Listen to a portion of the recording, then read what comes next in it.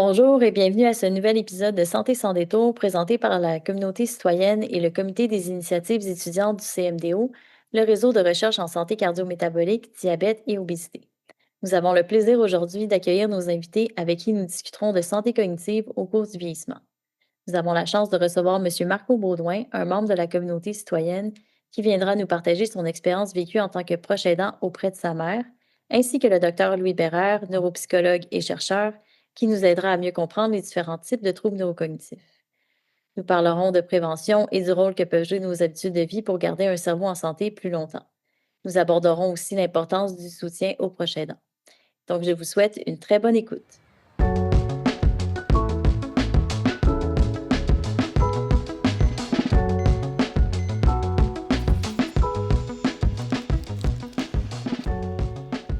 Bon, ben, bonjour à tous. Merci d'avoir accepté de prendre part à cet épisode du balado. Donc, c'est vraiment un privilège de vous avoir avec nous aujourd'hui pour qu'on discute ensemble de santé cognitive. Donc, je me présente, je m'appelle Catherine Bigra, je suis nutritionniste et étudiante au doctorat en sciences pharmaceutiques à l'Université Laval. Et dans le cadre de mon doctorat, je m'intéresse au rôle de l'alimentation et des médicaments cardiopréventifs dans la prévention des troubles neurocognitifs. Et donc, j'ai vraiment hâte d'entendre la discussion aujourd'hui. Moi, c'est Olivier, je suis étudiant au doctorat en sciences de l'activité physique à l'Université de Montréal. Mon sujet de recherche, là, c'est l'activité physique chez les personnes enceintes, donc un petit peu loin du sujet du balado aujourd'hui, mais je suis super intéressé là, par les projets dans le laboratoire de Dr Bérère, donc je suis bien content de pouvoir être là aujourd'hui. Je propose qu'on complète le petit tour de table là, avant vraiment de plonger dans le vif du sujet. Donc, Monsieur Baudouin, je vous laisse la parole. Oui, bonjour. Moi, j'ai été proche aidant. Je dis j'ai été parce que ma mère est décédée en février dernier, mais j'ai été proche aidant pour elle de 7 à 8 ans, je dirais. Les 3 dernières années ont été naturellement plus intensifs comme proche aidant. Donc, ma mère, ben, elle souffrait de troubles neurocognitifs qui étaient la maladie d'Alzheimer et plus précisément parce qu'au début du diagnostic, on m'a parlé de la maladie d'Alzheimer, mais par la suite, il y a quelques années, on me parlait plus de démence vasculaire. Donc, c'est un peu à ce niveau-là que je vais vous parler en tant que mon expérience de proche aidant aujourd'hui. Merci beaucoup. Docteur Bérard, je vous laisserai la chance de vous présenter. Merci beaucoup. Donc, mon nom est Louis Bérard. Moi, je suis professeur titulaire au département de médecine à l'Université de Montréal. Je suis aussi chercheur et directeur du Centre EPIC, qui est un centre de médecine préventive et d'activité physique à l'Institut de cardiologie de Montréal. Je suis aussi chercheur à l'Institut universitaire de gériatrie de Montréal. Je suis neuropsychologue chercheur avec un intérêt pour la prévention des troubles cognitifs chez la personne âgée, saines ou avec facteurs de risque cardiovasculaire, donc les personnes qui ont des maladies cardiaques, de l'hypertension, des maladies métaboliques, et aussi un intérêt pour les personnes qui ont des désordres de troubles, des troubles cognitifs qu'on dit légers ou modérés, c'est-à-dire des troubles qui ne sont pas encore associés à la démence, mais qui augmentent les chances que les personnes développent éventuellement la démence. On suit également parfois des personnes dans nos programmes qui ont un début de démence. Donc, notre intérêt, c'est d'utiliser le style de vie, les habitudes de vie, comme l'exercice, comme l'alimentation, comme la gestion du sommeil et du stress pour améliorer la performance cognitive des personnes et donc leur donner une réserve cérébrale, si on veut, pour s'assurer qu'ils vont le plus longtemps possible mieux s'établir, mieux performer puis mieux s'adapter à la vie de tous les jours, même s'il y a une maladie métabolique parfois qui peut aggraver les symptômes. Donc, c'est un peu ça le contexte de nos recherches. Ça fait 20 ans que je fais de la recherche là-dedans. Donc, on a aussi des cliniques de suivi. Ici, on a une clinique de neuropsychologie dans laquelle on a un programme de suivi pour les personnes qui ont déjà des troubles cognitifs où on va essayer de faire des aménagements du style de vie en collaboration avec l'équipe médicale pour voir comment on peut potentialiser la qualité de vie des gens pendant leur parcours. Et ça me fait plaisir d'être ici ce soir, spécialement avec quelqu'un comme Marco qui a vécu, là, on va dire, aux premières loges, malheureusement, un épisode comme ça et qui a pu voir le vécu au quotidien. Parce qu'on a beau faire de la recherche depuis des années, il reste que le day-to-day, comme on dit en bon français, ce qui se passe à chaque jour, ce qui se passe à chaque soir, l'épuisement et tout ça, nous, on ne le vit pas. Donc, c'est toujours important comme chercheur. Et puis, s'il y a des futurs chercheurs dans l'audience, je pense qu'il faut garder ça en tête. Toujours rester connecté avec son milieu le milieu qui nous intéresse, les gens qu'on étudie, les patients, mais aussi les gens qui les entourent, parce que c'est comme ça qu'on reste des chercheurs qui contribuent à l'avancement des connaissances de façon écologiquement saine. Merci beaucoup. Monsieur, ben Marco, souhaiteriez-vous peut-être, si vous êtes à l'aise, expliquer un petit peu Oui. davantage là, votre rôle de proche aidant, comment ça a évolué? Oui, certainement. Moi, dans le fond, c'est comme je disais, au tout début, c'est ma mère que j'ai suivie pendant, plusieurs années. Ça a commencé vers les années, 2017 là, qu'on a eu vraiment le diagnostic, précis. Je dirais que pendant 3 ans avant 2017, il y a eu des rendez-vous en la clinique de la mémoire. Elle avait quand même un très bon, médecin de famille, donc je pense que sachant qu'il y en avait déjà un peu dans la famille, sa mère était décédée là, de la maladie d'Alzheimer, une de ses sœurs aussi.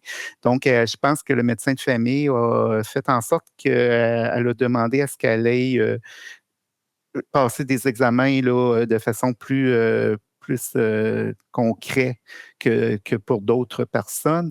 Donc, je sais que ses premiers rendez-vous étaient à la clinique de mémoire là, à Québec. C'est un rendez-vous de 1 à 2 rendez-vous par année.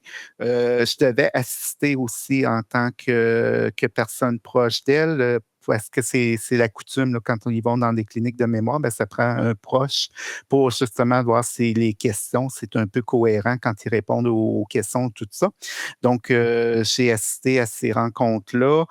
Au début, le médecin qui la traitait voyait quelque chose d'un peu étrange, mais il ne pouvait pas vraiment dire clairement que c'était un trouble neurocognitif là, comme l'Alzheimer. Ma mère, il faut dire qu'elle était très anxieuse. Elle a toujours été très anxieuse, donc je ne pourrais pas vous dire si c'était un peu pour faire attention, pour ne pas la rendre plus anxieuse qu'elle l'était. Donc, c'était un petit peu vague quand il parlait avec elle là, à ce niveau-là. Donc, comme je disais, c'est en 2017, là, lors d'un rendez-vous avec ma mère. Moi, par en arrière, j'ai posé la question directement au neurologue et c'est là qu'on m'avait dit que c'était vraiment la maladie d'Alzheimer qu'elle avait.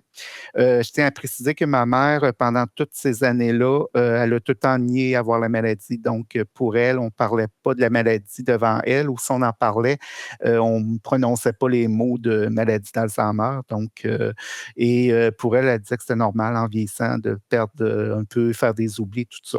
Donc, jusqu'à sa mort, on a tenu ça comme ça, là. Mais je pense qu'à quelque part, elle savait là, que c'était pas tout le temps normal ce qui lui arrivait naturellement. Donc, je dirais que c'était bien parce que même si on est porteur de la maladie au début, c'est léger comme symptôme. Donc, je dirais que de 2017 à 2021, ça a quand même été bien. Il y a eu d'excellents moments avec elle, puis c'était tout le temps très léger comme petit problème. C'était souvent, des oublis. Des fois, on va dire, nous autres, qu'on est à côté d'elle, ben, on va dire: «Ah, c'est de la distraction, c'est parce qu'elle est anxieuse, on a tout le temps un mot à dire: «Ah, c'est normal, j'aurais fait pareil comme elle, j'aurais oublié telle affaire», tout ça. Alors, c'est léger, mais on voit qu'il y a quelque chose. Je dirais que quand on commence à s'en rendre compte, c'est au moment où que là, ça commence à être dérangeant. C'est que moi, je parle de moi, là, je parle vraiment de ce que j'ai vécu avec ma mère, c'est qu'elle se répétait constamment.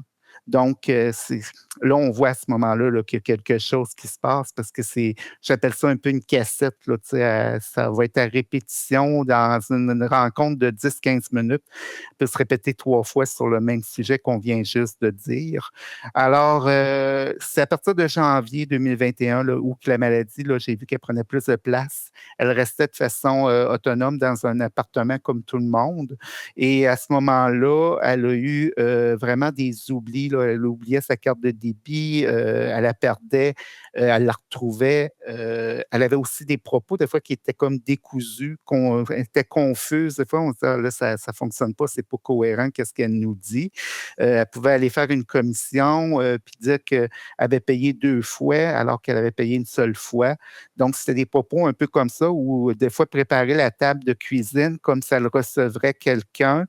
Et puis, j'arrivais chez elle, mais c'était comme une journée comme une autre. Puis elle avait tout installé la table, pensant que j'irais avec ma copine, tout ça, alors qu'on n'avait jamais parlé d'invitation. Donc, c'était un peu comme ça.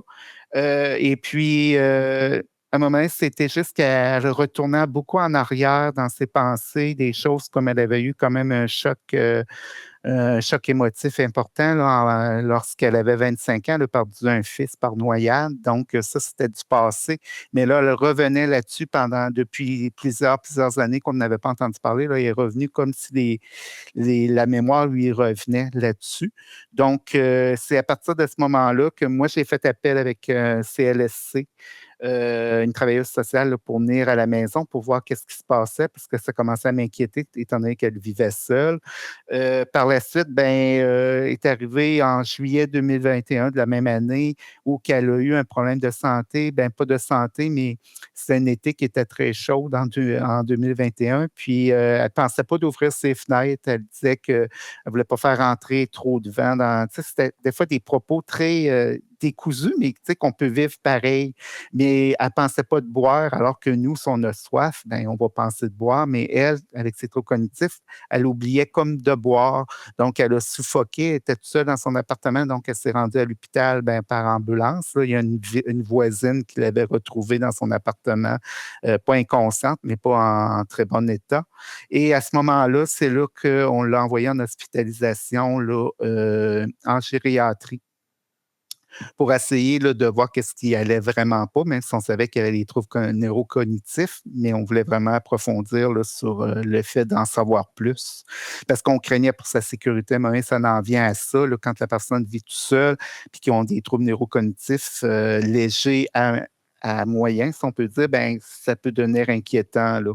Donc, à ce moment-là, ils ont fait un diagnostic là, en gériatrie. On a pris comme décision qu'elle ne retournerait pas à son appartement, qu'on la déménageait en résidence pour personnes âgées.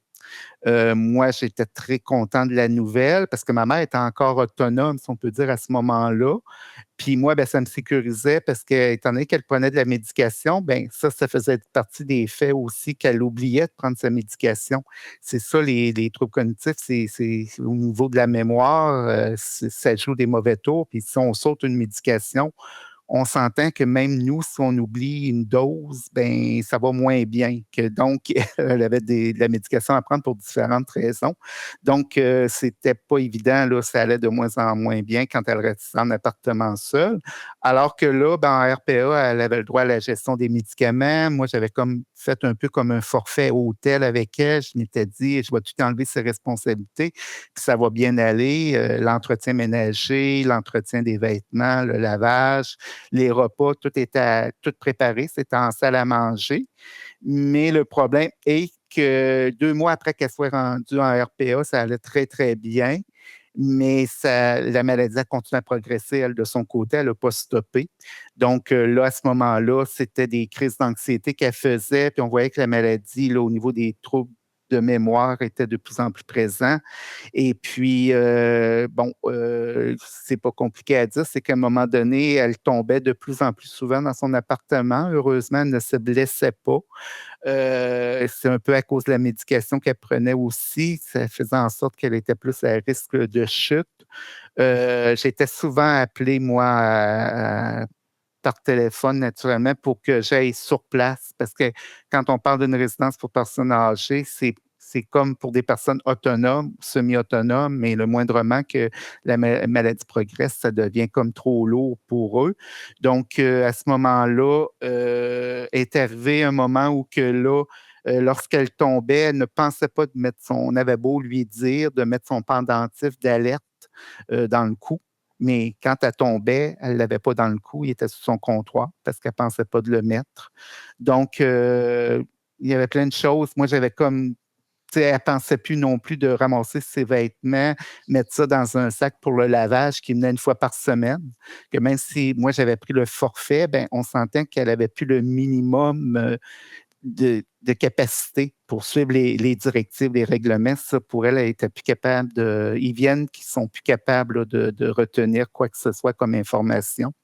Donc, à partir de ce moment-là, il y a eu une mauvaise chute à un moment donné qu'elle a tombé. Elle ne s'est pas blessée, mais elle était très, très confuse. Donc, à ce moment-là, c'était vraiment les troubles cognitifs là, qui faisaient en sorte qu'elle était mêlée beaucoup. Donc, ils ont dû l'hospitaliser. Et à ce moment-là, on a pris des décisions. On était en février 2021. 2024 à ce moment-là. À partir de ce moment-là, il était hospitalisé et là, il n'était plus question de retourner en RPA parce que là, c'était trop avancé au niveau de sa mémoire.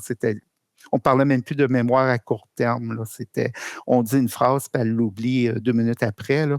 Donc, on a pris la décision, avec le milieu hospitalier, avec les travailleurs sociaux aussi, de la déménager en CHSLD. Donc, en CHSLD, c'était encore là une place, c'était merveilleux pour moi en CHSLD parce que là, on avait tout sur place. On avait les infirmiers, les préposés, les infirmières, les médecins. Donc, on avait pu envoyer ma mère à l'hôpital puis la refaire venir en RPA parce qu'à chaque fois qu'il y avait un déplacement dans un hôpital, que ce soit à côté de chez elle ou pas, ça la rendait très confuse. Puis ça, c'est normal aussi pour les personnes âgées. Donc, à chaque fois qu'il y avait une hospitalisation, ça diminue encore davantage là, qu'est-ce qu'il leur reste de sain pour eux autres là, au niveau de la mémoire. Donc, à ce moment-là, c'est ça, on l'a rentré en CHSLD, c'est ça, comme je disais, en février 2024. Mais à ce moment-là, il n'y avait plus d'anxiété, tout allait quand même bien. Il y avait juste l'effet que sa maladie, au niveau de la mémoire, ça ne fonctionnait plus du tout. Elle est décédée pas, que je dirais, de la maladie d'Alzheimer. Peut-être que le docteur Bérard pourra le dire tantôt, mais parce selon moi, on ne meurt pas de la maladie d'Alzheimer. Mais c'est comme dans son cas, elle, c'était au niveau pulmonaire parce que depuis quelques semaines, elle avait des difficultés à prendre ses repas, même si c'était tout en purée. C'était comme la déglutination qu'on appelle, qui était difficile. Et on m'a expliqué à ce moment-là que c'est parce que c'est comme ça ne pensait plus comme il faut de comment avaler. Nous, c'est quelque chose de notre côté qu'on fait sans même réfléchir. Quand on mange, on ne s'en rend pas compte.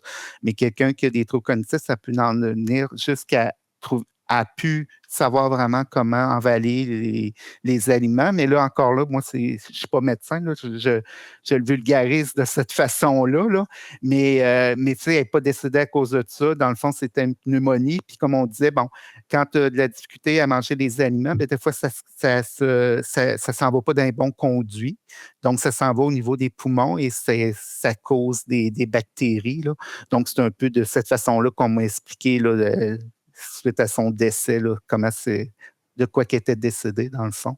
Alors, ça, c'était mon parcours là, avec ma mère là, comme proche aidant. Et je dois dire que je me suis toujours intéressé à sa maladie. Dès qu'on m'a parlé du diagnostic, ayant connu ça chez ma grand-mère, je me suis tout le temps dit, quand qu'à avoir à vivre avec ça pendant 7-8 ans, à accompagner quelqu'un, moi, je suis une personne proactive dans la vie. Je me suis dit, regarde, je vais tout faire pour avoir le plus d'informations possible, puis d'aller de l'avant avec ça, puis d'y aller avec la maladie, puis de s'adapter à l'évolution de la maladie. Donc, c'est pour ça qu'aujourd'hui, comme je disais, je participe au balado aujourd'hui parce que ça m'intéresse encore beaucoup d'en connaître sur cette maladie-là. C'est une maladie qu'avec le temps, j'ai trouvé particulière de voir que chez un enfant, on apprend. Alors que quand on a des troubles cognitifs, c'est le contraire. Tout ce qu'on a acquis diminue avec le temps, diminue tout le temps, jusqu'à, comme je disais, avoir de la difficulté à manger, là. Donc, c'est pour ça que ça fait un peu partie de ma raison pourquoi je participe au balado et ça fait un peu le tour de l'évolution de la maladie que moi, j'ai connue avec ma mère, parce que c'est quand même différent d'une personne à l'autre. Mais ça, c'est mon vécu. Donc, c'est un peu ça que je voulais vous partager là, présentement là, en participant au balado. Merci de nous raconter tout l'historique, comment ça. Je suis sûr que beaucoup de personnes vont être touchées par ça, comment ça se présente, comment ça évolue, comment les défis s'accumulent, puis le parcours qu'on doit faire, le parcours du combattant que vous avez fait, bravo pour ça. Puis je suis certain qu'il y a eu des moments difficiles, mais peut-être aussi des moments de joie là-dedans aussi, parce que comme vous disiez, des fois, il y a des moments où la personne peut être plus éveillée que d'autres, puis après, il y a des pertes. Puis je pense que c'est toujours ça qu'il faut garder en tête. Il faut les accompagner là-dedans, puis essayer de maximiser leur bien-être. Est-ce que vous disiez que vous êtes beaucoup intéressé à la maladie puis à son évolution? Est-ce que pour vous, il reste des points d'ombre, des questions, des choses que vous auriez aimé qu'on vous explique mieux au départ, si on remonte un peu dans l'histoire? Ben oui, certainement, parce que ce qui fait que je me questionne encore beaucoup, c'est surtout quand on voit l'évolution là, de, tu sais, souvent on écoute les nouvelles, on parle souvent des statistiques qui disent que dans tel nombre d'années, il va y avoir le nombre de personnes atteintes des troubles neurocognitifs va augmenter, quasiment doubler. Donc, des fois, je me demande, bon, la raison pour laquelle on parle de doubler après tant d'années que la maladie existe. Comme je disais, moi, je l'ai connue par ma grand-mère qui était dans les années 90, qui est décédée de ça. Si je me dis, puis là, on parle encore d'augmentation de cette maladie-là, toujours plus. Je sais que les facteurs de risque aussi qu'on parle souvent, qui est toujours intéressant d'en entendre parler aussi. Puis, ben, c'est ça. C'est un petit peu ça là, que je me pose comme questionnement, comme les jeunes d'aujourd'hui aussi, comme juste l'effet depuis le retour à la normalité, depuis qu'on a passé la pandémie. Il y a beaucoup eu de changements. Tu sais, si on pense aux gens qui sont en télétravail, on parle que c'est important d'établir des contacts sociaux, justement, pour notre cerveau, pour être en forme mentalement. Tout ça, c'est important d'avoir des activités sociales. Mais on se rend compte, moi, je suis présentement une personne en télétravail et je me rends compte que mon côté social, il est beaucoup restreint parce que je peux passer des journées à être simplement devant un crayon, un écran d'ordinateur, puis à l'occasion, à parler avec un collègue sur Zoom. On s'entend que c'est plus comme avant. Les jeunes d'aujourd'hui qu'on voit souvent, qu'on va dire qui sont au primaire même, on parle d'augmentation de la médication chez les jeunes, soit pour traiter un problème de TDAH ou encore que ce soit des anxiolytiques, des antidépresseurs, que c'est tous des questionnements qui font en sorte des fois que je me dis, bon, ça peut-tu avoir un lien avec la maladie d'Alzheimer, les troubles cognitifs? Est-ce que ça peut provoquer davantage ces problèmes-là? Donc, le mode de vie d'aujourd'hui, dans le fond, en 2025, est-ce qui est propice à développer la maladie? Donc, c'est un peu les questionnements que j'ai là, actuellement. Là. Ah, écoutez, c'est des très grandes questions pour lesquelles beaucoup de chercheurs et de groupes dans le monde essaient encore d'avoir des réponses. Je ne pourrais pas bien répondre à toutes vos questions de façon certaine. Mais ben, d'abord, commençons par le début. Vous parliez de l'augmentation du nombre. C'est vrai que on- présentement, dans certains pays, il y a quand même une diminution de la proportion de gens qui développent la maladie. Ça se stagne, ça se stabilise dans certains endroits du monde, pas partout. Mais il reste que comme la population vieillit très, très vite et que le premier facteur de risque, c'est l'âge, ben, le nombre absolu de démences va toujours augmenter et de façon exponentielle. Parce que, vous savez, il y a une vingtaine d'années, l'espérance de vie était beaucoup plus courte, 6-7 ans de moins que maintenant. Selon certaines estimations, on prend 3 mois par année d'espérance de vie. Il y a 100 ans, c'était autour de 55-60 ans. Maintenant, c'est 84 ans pour les femmes, 82 ans pour les hommes au Canada. Dans tous les pays du monde, ça augmente. Donc, le nombre de personnes âgées est tellement en augmentation croissante, importante que le nombre de personnes qui vont souffrir de démence va ne faire qu'augmenter. Ça, c'est certain. Euh, Par contre, vieillir ne veut pas dire développer la démence. Hein. Il faut toujours garder en tête que chez les gens de 65-70 ans, c'est moins de 10 des gens qui ont des risques de démence. Après 80-85 ans, on est plus à 1 sur 2, 40 à 50 mais il reste quand même un 50 de personnes qui vont vieillir sans la démence. Donc, ça ne veut pas dire que la cognition va être stable. Ça ne veut pas dire que la façon de penser va toujours être la même. Il y a quand même des changements qu'on connaît qui vont arriver. Les personnes sont plus lentes, ont plus de difficultés à se concentrer sur plusieurs choses en même temps par rapport à quand ils étaient plus jeunes, mais elles n'auront pas des problèmes de mémoire et de problèmes cognitifs qui impactent leur vie de tous les jours. Alors, c'est là que la définition de démence est importante. Et d'ailleurs, aujourd'hui, on parle de troubles neurocognitifs majeurs. On va dissocier l'évolution vers le trouble cognitif léger, donc celui où la personne n'est plus tout à fait, par rapport à nos tests à nous très précis, n'est plus tout à fait au même niveau de son âge et de sa scolarité. Là. C'est les deux facteurs qu'on va contrôler. Mais ces changements-là sont quand même bénins, ils ne vont pas influencer la vie de tous les jours, ne vont pas l'empêcher de s'occuper de ses activités de la vie de tous les jours. Quand les symptômes s'aggravent et nuisent à la prise en charge de la personne, à son autonomie, là, on parle vraiment d'un trouble cognitif majeur. En général, les gens associent tous les jours ça à la maladie d'Alzheimer. C'est ce que beaucoup de cliniciens vont dire à leurs patients, c'est la maladie d'Alzheimer. Mais en fait, ce qu'on veut dire, c'est que c'est un trouble neurocognitif majeur qui, parfois, va être associé à la maladie d'Alzheimer, qui est la plus fréquente, mais très souvent aussi à des troubles vasculaires. Alors, il faut bien distinguer les deux. La maladie d'Alzheimer, son origine n'est pas complètement connue. On sait que c'est associé à des dépôts dans le cerveau, la présence de protéines dans le cerveau qui sont néfastes et qui vont éventuellement détruire les neurones. Et la destruction neuronale est plus souvent au niveau des régions hippocampiques qu'on appelle, qui sont un peu au niveau temporal, dans le milieu là, ici, du cerveau, et qui supportent la mémoire. Alors, ces régions-là, touchées en premier, vont produire un symptôme de trouble d'amnésie, en fait, de trouble d'encodage, d'emmagasiner de la nouvelle information. C'est pour ça que votre mère puis bien d'autres vont parfois progressivement s'accrocher à des vieux souvenirs, parce que les encodages récents, les nouveaux apprentissages sont très difficiles, mais les vieux souvenirs restent relativement préservés très longtemps. Donc, on va les voir beaucoup retourner dans leur passé et avoir beaucoup de difficultés à se connecter à des nouveaux apprentissages. Dans la démence vasculaire, le tableau va être souvent très variable.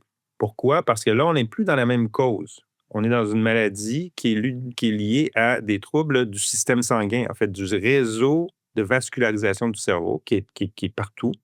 Hein, il y a énormément de vascularisation dans le cerveau, hein, des artères, mais aussi des veines. Et quand ces vaisseaux sanguins-là sont affectés, ben, il y a évidemment destruction des vaisseaux, mais aussi destruction des neurones parce qu'il n'y a pas de réservoir d'oxygène et de glucose dans le cerveau. Puis il faut que le sang constamment alimente les neurones. Donc, s'il y a un bris de circulation, il y a éventuellement une mort neuronale. Et comme les réseaux vasculaires sont partout, ben, les symptômes vont dépendre beaucoup des régions qui ont été atteintes. Donc, c'est beaucoup moins focalisé que dans la maladie d'Alzheimer. Par exemple, si la personne a beaucoup d'atteintes au niveau frontal, ben, on va avoir un syndrome qui va être un petit peu plus de troubles de l'attention, de troubles exécutifs, de prise de décision, parfois de troubles comportementaux. D'autres fois, ça va être des troubles plus moteurs qui vont apparaître en premier parce que c'est d'autres régions du cerveau qui sont atteintes. Éventuellement, ben, c'est sûr que c'est des maladies progressives. Donc, en fin d'évolution, c'est l'ensemble des atteintes qui est là. Et puis là, ça devient un peu moins pertinent de distinguer l'origine. Mais pourquoi c'est pertinent au début, c'est que ça peut aider la prise en charge et la façon dont on accompagne la personne. Évidemment, il y a du chevauchement. Dans la maladie d'Alzheimer, il y a aussi beaucoup de désordres vasculaires. Et dans les démences vasculaires, il y a parfois des symptomatologies qui ressemblent à la maladie d'Alzheimer. Donc, on parle souvent de démence mixte, c'est-à-dire qu'on a les deux tableaux présents. Alors, c'est assez complexe. C'est assez complexe, mais ça l'aide au début d'évolution d'aider, d'orienter la personne, orienter le traitement, la prise en charge et tout ça. La bonne nouvelle, c'est que même s'il y a une grande augmentation du nombre de personnes dans l'environnement, dans tous les pays du monde qui vont être atteints, il y a quand même un certain niveau de contrôle qu'on peut avoir. C'est-à-dire, on peut mettre plus de chances de notre bord qu'on pensait il n'y a pas si longtemps. On a longtemps pensé que c'était très génétique, c'était seulement d'origine génétique et que si nos parents sont atteints, bien, on va être atteints. Il y a effectivement des facteurs génétiques, comme dans bien des maladies, mais il y a une grande proportion de démence qui pourrait être, selon les estimations, qui pourrait être diminuée jusqu'à 40 45 dans la population si on adoptait des styles de vie promoteurs de santé. Et là, évidemment, c'est un peu la même chose que pour la santé cardiaque, mais avec quelques petites nuances. Donc, vous avez sûrement entendu parler de ça, mais bon, d'abord, contrôler les maladies chroniques, hein, le diabète, l'hypertension, les maladies métaboliques sont des facteurs qui aggravent la santé cognitive et peuvent augmenter les chances de développer des troubles neurocognitifs à long terme. Une maladie cardiaque, par exemple, va augmenter les chances qu'une personne souffre de démence plus tard. Même chose pour le diabète, même chose pour l'hypertension. Donc, en premier lieu, contrôler ces maladies-là, ne pas... Et là, je le dis de façon très sérieuse parce que, surtout à mon âge, beaucoup de jeunes de mon âge, bien jeunes, je ne suis plus très jeune, mais de gens de mon âge se disent « Ah, mon Dieu, j'ai un peu d'hypertension, c'est pas grave. » Ah non, c'est grave. faut le contrôler parce que c'est dans 20 ans que je vais payer le prix. Beaucoup de jeunes dans trentaine, quarantaine, font pas trop de sport, se blessent, c'est pas grave. Ben non, c'est important parce que les habitudes de vie, d'exercice sont prédictrices d'une meilleure santé neurocognitive. L'exercice physique, le sommeil, la gestion du stress, les interactions sociales, vous l'avez bien dit, ça, c'est extrêmement important. Évidemment, ça touche moins les jeunes, dans la trentaine, dans la quarantaine. Un peu moins les gens qui sont en milieu de travail parce qu'on est encore en interaction beaucoup. Par contre, chez les retraités, c'est extrêmement important. Ça, on le voit beaucoup. Les retraités qui n'ont plus le niveau d'interaction qu'ils avaient. Et puis là, on se rend compte que c'est associé dans les grandes études à une diminution des troubles, une diminution des performances cognitives. On le voit notamment dans le langage. Hein. Il y a même des études qui ont montré, c'est une coquetterie scientifique, je vais appeler ça comme ça, mais des études qui ont montré que dans les grandes études de cohorte, les personnes qui ont des animaux de compagnie perdent moins les fonctions langagères en vieillissant. OK. Probablement, on pourrait supposer qu'elles parlent à leurs animaux de compagnie. Donc, ça vous montre une chose. Puis ça, c'est un principe. J'utilise beaucoup cet exemple-là pour rappeler aux gens, le cerveau, c'est un organe qui s'adapte toute la vie. Moins quand on vieillit que quand on est jeune. Évidemment, on a moins d'aptitude à l'apprentissage et tout ça, mais il reste que le cerveau est plastique. Il se réorganise à ce qu'on lui demande. Et on dit en anglais « use it or lose it ».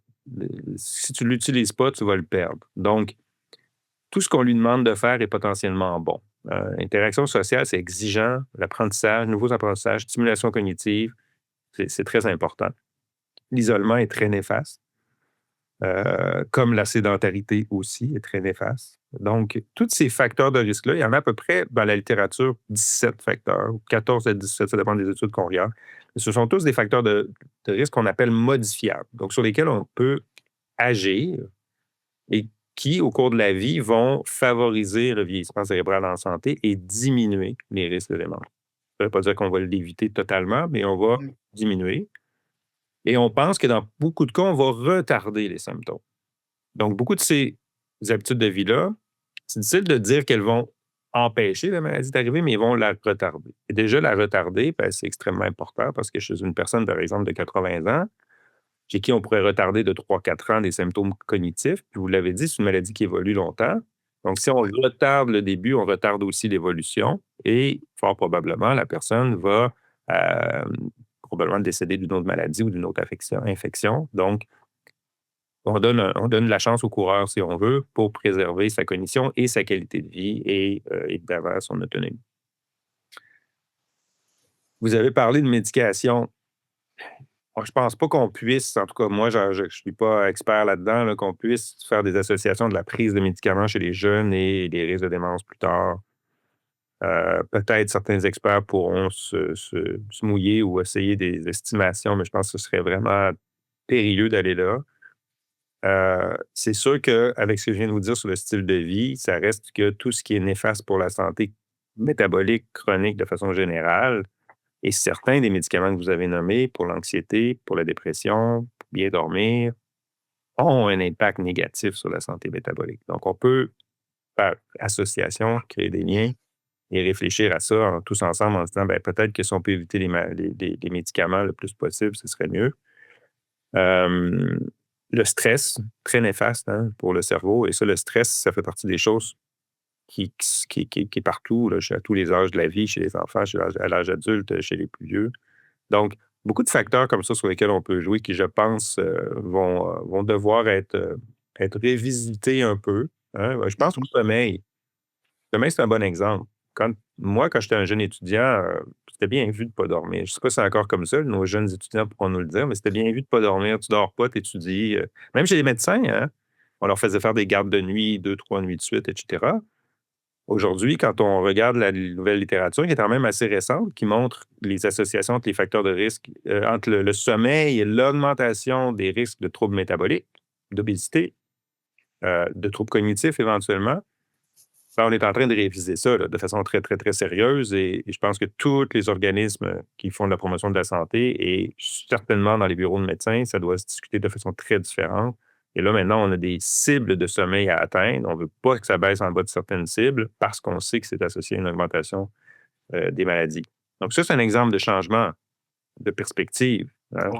C'est plus bien vu maintenant là, de ne pas dormir.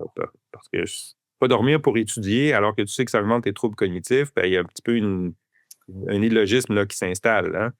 Alors, on peut pas. Il y a des choses comme ça qu'on commence à établir. Moi, je suis assez confiant que progressivement, on est en train de faire des changements. La nourriture, hein, je pense que tout le monde le sait de plus en plus.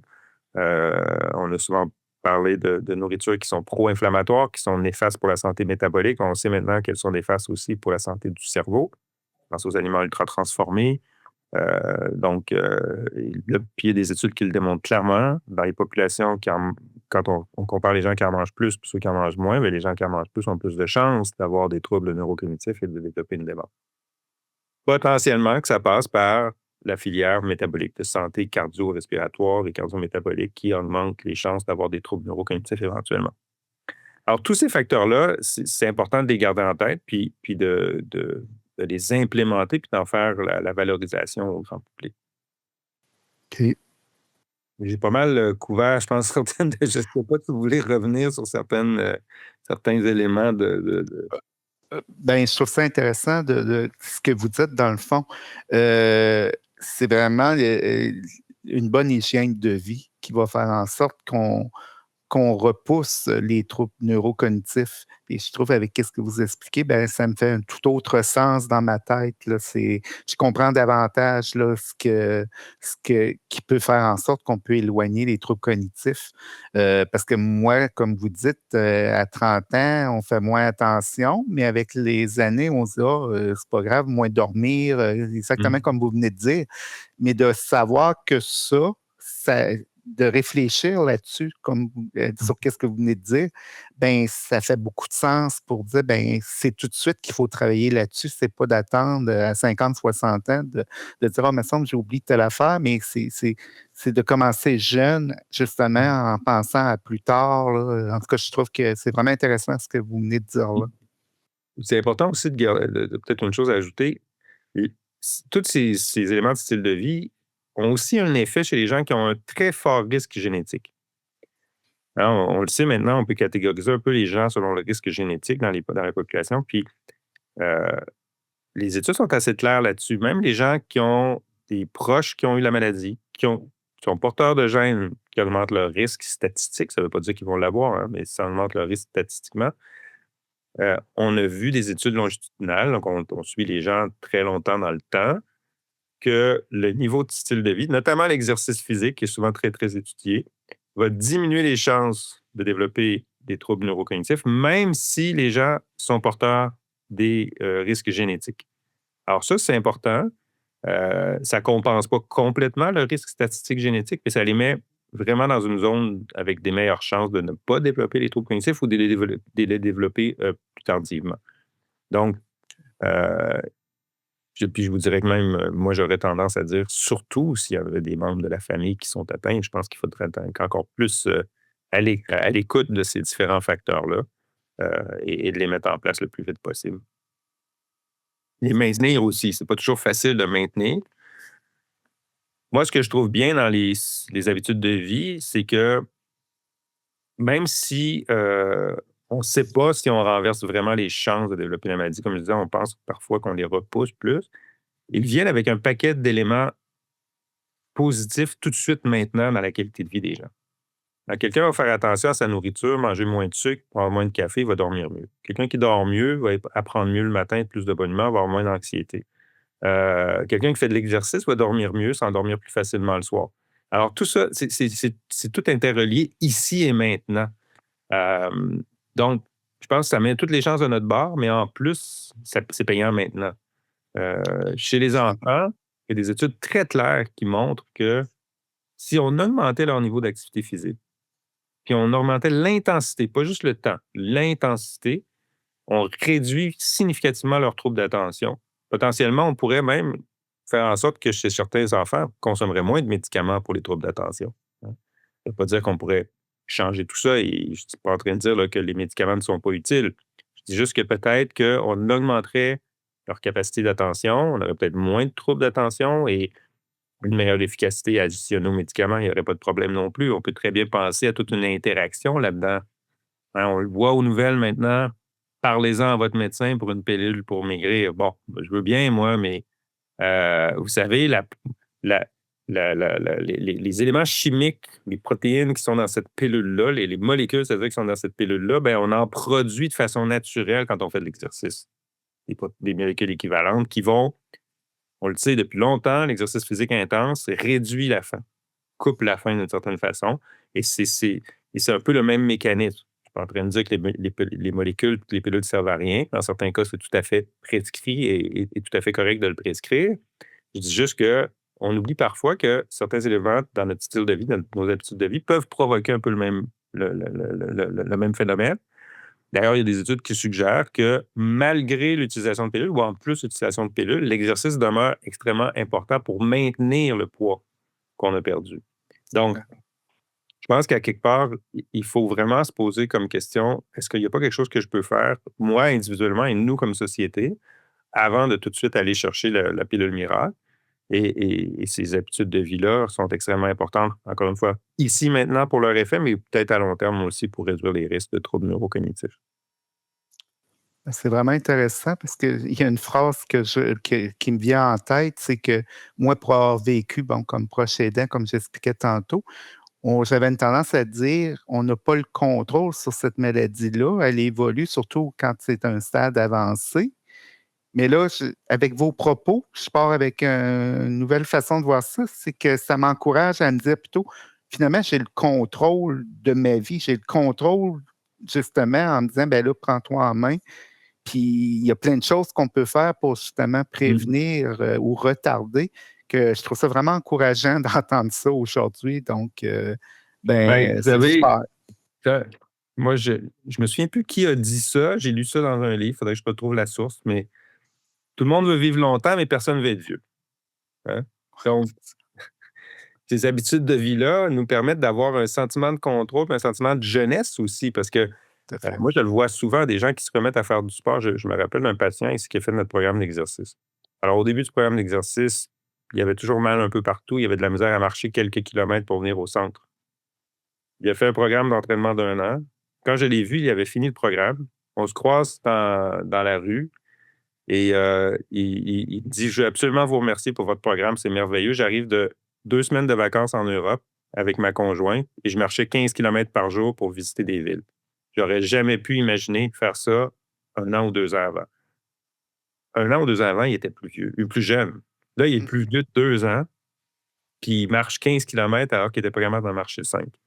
Alors, il est plus jeune. Il Tout avait à fait. 2 ans, mais il est plus jeune. Alors, il vieillit, mais c'est-à-dire il vit plus longtemps, mais il n'est pas vieux. Là, Je hein? comprends. C'est un peu cette logique-là que j'essaie toujours de. Et, bon, c'est des petits gains, mais c'est quand même des gains importants au niveau de la qualité de vie. C'est énorme, énorme, énorme. Point important. Y a-tu comme peut-être un top 3 d'habitudes de vie là, que vous recommanderiez à coup sûr? Oh, oui, tout à fait. Le premier élément des habitudes de vie, selon moi, là, je dis vraiment selon moi parce que c'est basé sur, oui, 20 ans de recherche, oui, des études que j'ai faites, mais aussi comme personne, ce que je fais. Je pense que l'exercice physique est la première entrée. Je vais vous dire pourquoi. Parce que ça peut être parfois difficile de changer son alimentation pour changer son alimentation. Consommez moins d'alcool, consommez moins d'alcool. Bon, c'est plate, consommer moins d'alcool. Mais si je me mets à faire de l'exercice physique, j'ai envie d'être bien dans ma peau, puis j'ai envie d'avoir moins mal aux jambes le lendemain, puis d'être capable d'en faire un petit peu plus. Puis rapidement, quand on s'engage dans de l'activité physique, pas besoin d'aller courir un marathon, là, juste s'engager dans de l'activité physique un peu plus, on dort mieux. Tout de suite, on s'endort plus. On a un peu plus faim le lendemain, on mange un peu mieux. Puis évidemment, assez rapidement, la logique s'installe. Ben là, je ne vais pas manger ça. Bon, des fois, on a des petits écarts de conduite. Je me suis entraîné beaucoup, j'ai le droit de manger des chips. OK. Mais assez rapidement, la personne qui va faire ça souvent, moi, je le constate beaucoup, les gens vont, peut-être pas demain matin, mais après un certain nombre de mois, développer cette espèce de réflexe de dire, ben, je ne vais pas aller gâcher ça en mangeant telle chose. Puis, l'alcool, c'est un peu le même discours que les gens nous disent quand ils essaient de faire un peu plus de sport ou faire des plus longues distances en vélo, ben, ils vont se dire, ah, tiens, je vais prendre moins d'alcool, demain matin, je vais faire une meilleure séance de vélo. Donc, beaucoup de ces habitudes, moi, je trouve que l'exercice physique est un excellent catalyseur. Pour moi, en tout cas, ça me rejoint plus aussi. Puis ici, c'est ce que je vois. Les gens sont plus faciles à amener dans une autre habitude de vie quand ils ont commencé par ça. Je trouve que c'est plus agréable. Puis ça peut être des jeux, ça peut être le fun. Donc, ça, pour moi, c'est l'entrée. Les autres qui sont majeurs, évidemment, le sommeil, l'alimentation. Et pour le cerveau, la stimulation cognitive. La stimulation cognitive est essentielle. Elle est synergique avec l'exercice. On a des études qui l'ont très, très bien montré. Chez des patients qui font de l'exercice physique 3 fois semaine, mais en plus font de la stimulation cognitive, quand ils ont des troubles légers de la cognition, le fameux stade précoce de la maladie d'Alzheimer, on améliore leur cognition jusqu'à renverser leurs symptômes. Mais il faut faire les deux. Pas juste l'exercice ou juste la stimulation cognitive, les deux ensemble. Donc, il y a une synergie entre ces deux activités-là, l'entraînement physique et la stimulation cognitive. Et la stimulation cognitive passe beaucoup par les interactions sociales. Donc, ça va englober beaucoup de choses également. Mais selon moi, pour ce qui est de la prévention de la démence, l'exercice physique, l'alimentation, la stimulation cognitive, puis après vient le reste, le sommeil, la consommation d'alcool, très important. Hein, on le sait de plus en plus. Il n'y a aucun effet positif et protecteur pour le cerveau d'avoir une consommation d'alcool régulière. En tout cas, les études, c'est ce qu'elles suggèrent. Et le moins est le mieux. Puis quand vous parlez de stimulation cognitive, ça serait quoi comme exemple qu'on pourrait donner aux gens? La stimulation cognitive on peut aller la chercher un peu partout. Des jeux stimulants, l'apprentissage d'une nouvelle langue. J'ai un collègue, moi, à Genève, qui a un laboratoire de piano. C'est plein de pianos dans son laboratoire. Lui, ce qu'il fait, au lieu de mettre les gens sur des tapis roulants comme moi je fais, il leur donne des cours de piano. Hein. Et il montre une amélioration du contrôle moteur, une amélioration cognitive importante. Faut sortir de sa zone de confort. Il ne faut pas toujours faire la même chose. Il faut sortir un peu de sa zone de confort. Il y a des jeux, des plateformes qui existent aussi. Hein, on peut aller chercher des plateformes en ligne ou des applications qui vont, par exemple, nous enseigner des stratégies mnésiques, des trucs, des moyens mnémotechniques pour mieux apprendre ou pour mieux gérer le flot d'informations dans l'environnement, pour garder plus alerte notre cerveau par des jeux de vitesse. Moi, je le recommande beaucoup, ça. Si on est capable de trouver des jeux qu'on aime, on n'a pas besoin de payer très cher. Il y a beaucoup de plateformes qui sont gratuites. Mais pas juste jouer à des jeux. Jouer à des jeux pour la vitesse et l'agilité, pour se stimuler, mais aussi l'interaction sociale, aussi l'apprentissage de langue. Donc, un peu de tout comme ça. Mais il faut vraiment, un peu comme pour l'exercice, il faut s'essouffler un peu pour que ça fonctionne. Que l'important que j'entends, c'est de rester actif le plus possible. C'est la clé du succès, je pense, qu'on peut dire. C'est peut-être un peu bête comme question, mais je voulais juste rebondir sur le point de Catherine de stimulation cognitive et tout, mais on dit souvent que bon, faire des sudoku, faire des mots croisés, c'est bon pour la cognition. Est-ce que ça a un effet neuroprotecteur aussi ou il n'y a pas vraiment d'études? La stimulation cognitive doit être assez spécifique. Le cerveau, il est bon dans ce que tu entraînes. Alors, si tu fais des mots croisés, tu vas être bon pour la récupération de mots. Si tu fais des calculs mentaux, tu vas être bon pour les calculs mentaux. Mais il n'y a pas d'activité cognitive qui se généralise tant que ça. Donc, c'est vraiment d'aller faire un ensemble. C'est sûr qu'on peut faciliter la récupération d'informations, la mise en mémoire d'informations par des stratégies qui, elles, peuvent être transposables d'une situation à une autre. Là, hein? Ça pourrait arriver qu'une personne se met à jouer à un jeu de stratégie et se rendre compte que les stratégies apprises dans ce jeu-là se transfèrent dans une autre situation, fort probablement. La vitesse, par exemple. Hein, être rapide sur des boutons peut aider à être rapide en conduite. Ça a été démontré.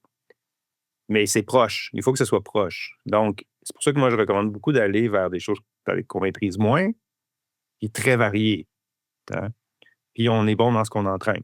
Donc, s'il y a des choses qui embêtent la personne, qu'elle se trouve moins bonne dans un secteur, bien, on a tendance à l'ignorer et à l'éviter, alors que c'est l'inverse qu'on devrait faire. On devrait faire face à cette situation-là, puis le plus tôt possible, parce que le temps n'améliorera pas la situation. Donc, aller chercher un peu de challenge, finalement. Challenger son cerveau. Use it or lose it. challenger son cerveau un peu. Euh, et il faut le faire. Puis ça marche bien. Dans nos études, en tout cas, on montre des beaux effets, mais relativement spécifiques à ce qu'on entraîne, encore une fois. Donc, c'est pour ça que je dis aux gens souvent, ne pas espérer qu'un jeu trouvé sur Internet se généralise à toutes les situations de la vie. Non, vous allez être bon dans le jeu, puis peut-être quelques trucs qui ressemblent à ça, mais après, il faut s'entraîner dans chaque situation qu'on veut améliorer. Parfait. Bon, ben, merci. Je vois que le temps file quand même. On est déjà à peu près 40 minutes d'enregistrement. Je ne sais pas si on voulait aborder, Marco, là, euh, quand on s'était parlé là, les Oui. dernières fois, là, vous mentionniez là, comment votre expérience de proche aidant vous en a à vous questionner un peu sur votre propre risque à vous, là. Je ne Oui, sais tout pas si à c'est fait. quelque chose que vous êtes à l'aise à Oui, Les tout à aborder. fait. ressources aussi, il y a les ressources aussi, Marco, vous vouliez mentionner Oui, les aussi. ressources disponibles dans l'environnement. C'est cela, on a un petit peu oublié. Oui. Ben, dans le fond, j'irai avec ma question, Dr. Bérard. C'est ça, le fait que j'ai été proche aidant pendant plusieurs années, c'est ça que j'ai été proche de tout ce qui a trait aux troubles neurocognitifs. Et parfois, j'ai peur pour moi-même de dire, parce que je suis plus conscient, j'ai été proche Ah de la oui. maladie, je pense que c'est normal, mais je voulais savoir, est-ce qu'il y aurait une façon de dire, à tel âge, ça serait bon d'aller rencontrer un médecin pour avoir comme des examens de routine qu'à tel âge, c'est bon d'aller rencontrer le médecin, demander une évaluation de notre système neurocognitif pour éviter justement ou de pouvoir au moins diminuer les risques ou encore de les retarder. Mais avec ce que vous avez dit aussi, je comprends que maintenant, je suis plus éclairé à savoir aussi qu'il faut travailler sur les facteurs de risque puis prendre des bonnes habitudes de vie. Mais mon questionnement demeure encore un peu là, à savoir, un peu comme le cancer du sein chez la femme, on voit que de plus en plus, ils vont dire, là, ça va être à partir de 45 ans, aux 2 ans, pour avoir. Je veux savoir, est-ce qu'au niveau des troubles cognitifs, est-ce que c'est quelque chose que vous croyez qui pourrait être important, qui est faisable, ou encore, je sais que ça pourrait développer aussi peut-être de l'anxiété pour rien, son niveau. Tu sais, c'est ça que je Mais c'est voudrais sûr que peut-être qu'on c'est tout à fait élabore. normal. C'est tout à fait normal dans votre situation. Vous avez été témoin en première ligne là, de tout ça. Et, euh, et de l'avoir vu, puis d'avoir vu la souffrance que ça occasionne, c'est évident que ça amène une certaine anxiété associée à ça. Puis que le réflexe pourrait être, écoutez, moi, j'aimerais ça savoir, j'ai-tu un problème cognitif? Ce qu'il faut savoir, bon, d'abord, moi, je ne recommanderais pas d'aller se faire évaluer pour rien. Parce que, Mm. bon, je pense que ça pourrait juste entretenir votre anxiété. Il faut vraiment regarder un peu votre environnement. Est-ce que ça va bien au travail avec vos amis et tout ça, puis que vous n'avez pas de symptômes, je pense qu'il n'y a pas lieu de s'inquiéter. Évidemment, s'il y avait des symptômes qui vous plus concrets et peut-être Mhm. corroborer ça avec des proches, il n'y a rien qui exclut d'aller faire une évaluation. L'autre raison pourquoi il ne faut pas le faire trop préventivement, c'est qu'il n'y a pas de remède, il n'y a pas de médicament pour. C'est pas comme d'aller faire tester ses lipides ou son hypertension, ou je sais que si je suis un peu hypertendu, je vais prendre un antihypertenseur puis contrôler ça. Là, il n'y aura pas rien à vous offrir. Je Donc, ce comprends. que ça va faire, c'est juste entretenir votre anxiété. Euh, et les facteurs de style de vie dont on a parlé aujourd'hui sont les meilleures réponses à ça. Donc, moi, je ne le recommanderais pas, à moins, encore une fois, que vous ayez des symptômes qui vous apparaissent évidents ou OK. une inquiétude vraiment importante. Là. Il n'y a rien qui est. Je pense pas que vous feriez disputer par votre médecin non plus, là. Mais il n'y aurait pas grand-chose à vous offrir. C'est ça un peu mon point. Donc, il ne faut Tout pas à trop fait. s'inquiéter de ça. Puis, encore une fois, les risques familiaux, même s'ils existent, il ne faut pas se les cacher, euh, répondent très bien. Les gens qui ont des facteurs de risque familiaux ou génétiques répondent très bien aux interventions. Donc, je pense que c'est une autre façon de mettre toutes les chances de son côté, là. D'accord.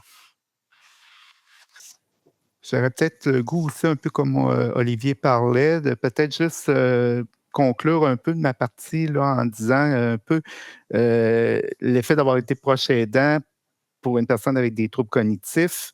on s'entend que moi, ce que j'ai trouvé le plus difficile, entre guillemets, c'est que ça prend beaucoup de patience pour être proche aidant avec une personne. Ben, ça en prend toujours quand tu es proche aidant, mais je pense pour des personnes avec des troubles cognitifs, dont l'Alzheimer ou la démence vasculaire, c'est de pouvoir accepter que les gens, leur maladie va évoluer, puis que ces gens-là, ils se répètent à un moment donné, mais c'est pas de leur faute, c'est leur maladie.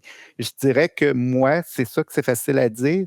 Je dis ça parce que ça arrivait souvent. Moi, j'étais encore sur le marché du travail. Des fois, j'arrivais chez ma mère en CHSLD, j'allais la voir, puis on sentait qu'on est tout le temps à la course quand on travaille. Et j'arrivais là, parfois, j'avais comme un petit peu moins de patience. Je le faisais pas voir, mais je restais un petit peu moins longtemps. Donc, je me dis que c'est comme proche aidant, dans le fond, ce que j'aurais le goût de dire, c'est d'aller chercher de l'aide. Souvent, dans n'importe quoi, on ne pense pas d'aller chercher de l'aide, mais il y a vraiment des bonnes ressources là, pour les gens, autant pour les personnes qui ont des troubles cognitifs que pour les personnes proches aidantes de ces gens-là. Moi, je peux nommer, entre autres, la Société d'Alzheimer du Québec. Moi, ils m'ont aidé énormément. Il y a toutes sortes de moyens avec eux d'en connaître davantage sur la maladie, puis de venir nous aider aussi. Moi, j'ai participé beaucoup à des groupes de discussion entre proches aidants qu'on vivait tous avec des personnes, soit avec des troubles cognitifs, que ce soit la démence vasculaire, l'Alzheimer ou autre. L'effet d'échanger autour d'une table, on était parfois 6-7 personnes. C'était des rencontres une fois par mois. Et puis, on en ressortait de là comme stimulés pour repartir à neuf avec nos proches. Il y a même des rencontres individuelles qu'on peut faire aussi avec la Société d'Alzheimer. Ils ont des ateliers aussi. Moi, je me souviens que quand on a eu le diagnostic pour ma mère, comme je disais, moi, j'étais proactif. J'ai tout de suite cogné à la porte de la Société d'Alzheimer du Québec et les autres m'ont proposé des ateliers. C'était genre 8 ateliers sur la maladie en tant que telle. Qu'est-ce qu'on doit savoir? Nous donner des trucs, comment on doit agir comme proche aidant avec ces personnes-là. Puis je dirais que cette maladie-là, mais c'est pas tout le temps facile. Mais avec le recul, je me dis que c'est bon de rester positif parce que ça ne donne rien d'être négatif quand tu es proche aidant. Oui, des fois, tu as des moments qui sont plus difficiles parce que tu es pogné avec le travail, avec la vie familiale, tout ça. Mais l'important, c'est de rester positif. Puis moi, j'en ressors beaucoup avec beaucoup de connaissances que j'ai acquises, que je n'aurais pas acquis si j'aurais été proche aidant, pas proche aidant, c'est-à-dire. Donc, puis le conseil que j'aurais à donner pour ceux qui vivent avec des personnes autour d'eux qui ont des troubles cognitifs, c'est vraiment l'important, puis c'est le truc que j'ai découvert puis que j'ai mis en pratique souvent, c'est surtout de ne pas voir dans le futur, de y aller au jour le jour, puis aussi de ne pas confronter la personne que nous aidons. Tu sais, si elle oublie quelque chose, puis on dit, ben voyons, ça n'a pas d'allure. Pourquoi tu as oublié ça? Voyons, ça se peut pas. Ou elle voit quelqu'un, puis c'est pas vraiment quelqu'un qu'elle voit dehors, mais c'est plutôt autre chose. Ben, on peut y expliquer, mais de ne pas confronter. Si pour elle, c'est ça, ben, on détourne la conversation, on essaie de l'emmener sur un autre niveau.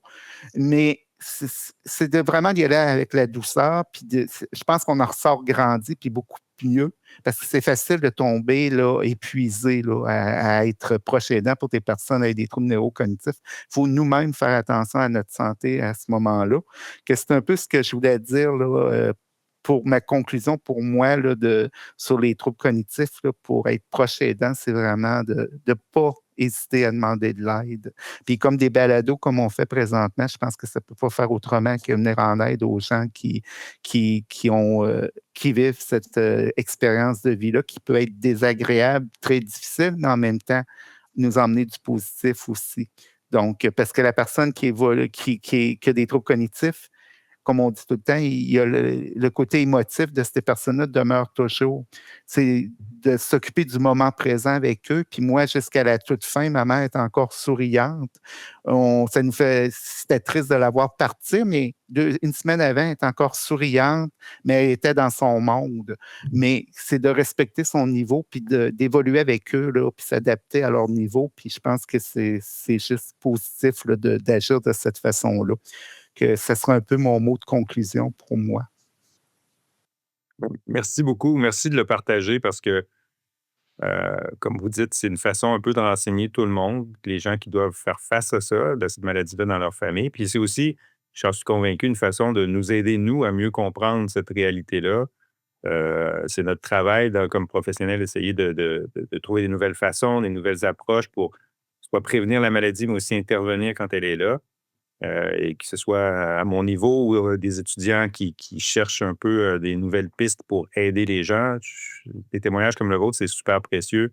Et puis, c'est motivant aussi de savoir qu'on travaille pour une cause qui est importante. Donc, merci beaucoup de prendre le temps de partager ça avec nous. Merci à vous. On pourrait difficilement finir sur une meilleure note, je pense. C'était super beau là, de voir comment vous avez transformé tout ce vécu-là en une vraie boîte à outils, là, finalement, et que vous la partagiez avec nous comme ça. D'ailleurs, à tous ceux qui nous écoutent à la maison, on va pouvoir mettre les liens là, des associations que vous mentionnez dans la description si ça peut euh, allumer là, certaines personnes. Tout va se retrouver en description. Donc, ouais. Catherine, je ne sais pas s'il y avait un petit mot que tu voulais ajouter à la toute fin. Ben juste vous remercier les deux d'avoir participé. C'était vraiment une belle discussion. Puis je pense que les auditeurs vont avoir plein d'outils, de trucs. Ils vont en avoir appris vraiment beaucoup. Puis c'était vraiment, vraiment bien. Merci beaucoup. Merci d'avoir écouté ce 10e et dernier épisode de la saison 1 de Santé sans détour. Grâce à M. Baudouin et au Dr Bérère, nous avons pu mieux comprendre les différents types de troubles neurocognitifs et les raisons pour lesquelles ces diagnostics semblent de plus en plus fréquents. Nous avons aussi exploré les facteurs qui peuvent influencer notre santé cognitive, dont la génétique et nos habitudes de vie. Comme l'a exprimé M. Baudouin à travers son expérience de proche aidant, ces questions viennent souvent avec des inquiétudes très personnelles. Le Dr Bérère a su démystifier tout ça en nous donnant des repères simples. Quels signes surveiller et comment mettre toutes les chances de notre côté pour protéger notre cerveau au quotidien. Si vous vivez une situation similaire, rappelez-vous que vous n'êtes pas seul. Parler de son vécu, poser des questions et aller chercher de l'aide peut faire toute la différence. Des ressources existent, comme la Société Alzheimer du Canada et différents groupes de soutien pour proches aidants. N'hésitez donc pas à les contacter. Merci encore à nos invités pour leur temps et leur témoignage et merci à vous de nous avoir accompagnés. Restez à l'affût pour la prochaine saison du balado. Donc, c'est ce qui m'a fait à notre épisode du mois. On espère que cette discussion-là a permis de répondre à certaines de vos questions. N'hésitez pas à nous écrire en commentaire et par courriel pour nous faire part de ce qui vous a le plus marqué, pour nous donner votre avis sur le balado ou, si ça vous intéresse, de participer à une discussion. On vous invite aussi à nous envoyer vos questions qui touchent à la recherche sur la santé du cœur, le métabolisme, le diabète ou l'obésité. On va trouver l'expert ou l'experte qui va être en mesure de mieux vous répondre. On se voit le mois prochain pour le prochain épisode de Santé sans détour.